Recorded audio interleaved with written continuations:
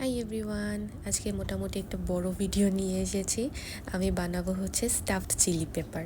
তো সেই জন্য আমি নিয়েছি মুরগির মাংস। এখানে যে কোনো ধরনের স্টাফিং ইউজ করা যায়, পনিরের ইউজ করা যায়, তোফু অথবা গরুর মাংস। তো আমি মুরগির মাংস নিয়েছি।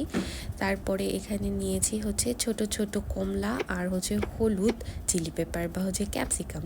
তো সেগুলো সব মিক্সড করে নিচ্ছি। এটার মধ্যে সব কিছু একদম মিক্সড করে দিতে হবে। তো মোটামুটি এখানে সবার পছন্দনীয় সবজি এগুলো দিলেই হচ্ছে। আমি এখানে নিয়েছি গ্রিন অনিয়ন, সেটাও হচ্ছে কুচি করে নিচ্ছি। তারপরে অল্প একটু গাজর দিচ্ছি, আর হচ্ছে দিব পেঁয়াজ আর মরিচ, সব মিক্স করে নিলাম।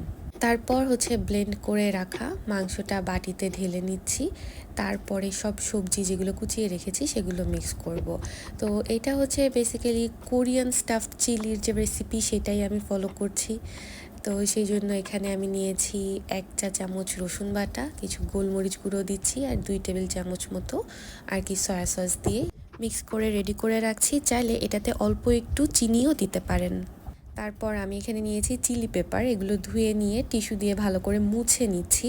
এটা হচ্ছে মালয়েশিয়ার ক্যামেরন হাইল্যান্ডের চিলি পেপার, আমি পেয়েছিলাম বাজারে। তো ক্যামেরন হাইল্যান্ড হচ্ছে মালয়েশিয়ার one of the most famous tourist spot, আর এটা এগ্রিকালচারের জন্য অনেক বেশি ফেমাস। তারপর ছুরি দিয়ে এক সাইড থেকে ফেরে ভিতরের বিচিগুলো ফেলে দিতে হবে।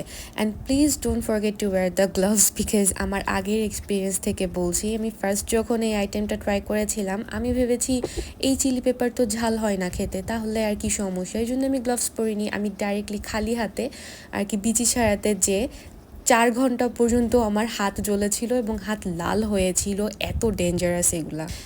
তো অবশ্যই গ্লাভস পরে নেবেন। তো এগুলো সুন্দর এই যে এভাবে স্টাফিং করে নিতে হবে। এরপরে এটাকে 1 ঘন্টা মতো আর কি একটু ফ্রিজিং করতে হবে। তো আমি এটাকে নর্মাল ফ্রিজে 1 ঘন্টার জন্য রেখে দিব। তারপরে আর কি আমি প্রিপারেশান নিচ্ছি ব্যাটার বানানোর। এর জন্য আমি এখানে নিয়েছি একটু রসুন বাটা, একটু পেঁয়াজ মরিচ বাটা, লবণ, পানি দিয়ে গুলে এখানে দিচ্ছি 2 টেবিল চামচ বেসন, 2 টেবিল চামচ হচ্ছে চালের গুঁড়ো, আর 1 চা চামচ মতো দিয়েছি বেকিং পাউডার। তারপর এটা এই যে গুলে রেখে দিচ্ছি।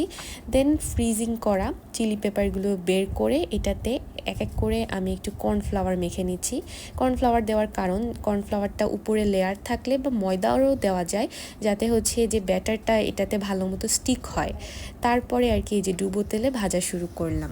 এটা ইফতারিতে আপনারা ট্রাই করে দেখতে পারেন। ক্যামেরন হাইল্যান্ডেরই চিলি পেপার লাগবে এমন কোনো কথা নেই, যে কোনো বড় চিলি পেপার হলেও হচ্ছে, ইভেন বড় ক্যাপসিকামেও এভাবে স্টাফিং করে আর কি এটা ফ্রাই করা যায়। যেহেতু চিলি পেপারগুলো ঝাল না, এটা এক জায়গায় বসে অনেকগুলো খাওয়া যায়। আর ভিতরের স্টাফিংটাও তো অনেক হেলদি। এমনিও এই চিলি পেপারগুলো ভিটামিন সি এর সোর্স, আর ভিতরের স্টাফিংয়ে বিভিন্ন সবজি আছে, চিকেন আছে। তো এই যে আমি এটা তেল ঝরিয়ে নিচ্ছি, তারপর বিভিন্ন সস দিয়ে সার্ভ করলাম। দেখেন কালারফুল সবজি সব দেখা যাচ্ছে।